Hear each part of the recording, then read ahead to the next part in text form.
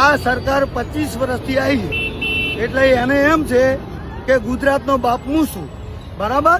હું પ્યોર ભાજપી હતો.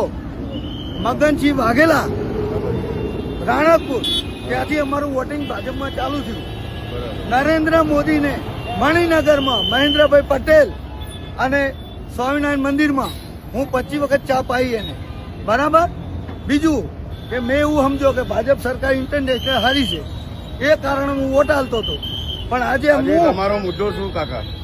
તમારો મુદ્દો શું આજે? મારો મુદ્દો આ પડ્યો, જોઈ લો, દેખાય છે આ પડ્યો, દેખાય છે આ મારો મુદ્દો કે 5 આમાં છોકરીઓ બતાવો, 5 છોકરીઓ મારી, 2 મજૂરી કરવા ચિંતા મારી, ભૂખી થાય, ભૂખી છે,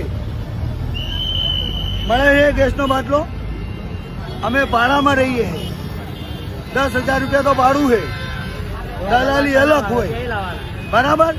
તો શું આ ગરીબ માણસ? આ રિક્ષા વિડીયો ઉતારો, શૂટિંગ ઉતારો. આના નંબર લેવા માટે 4 દાડા રિક્ષા બંધ રહી.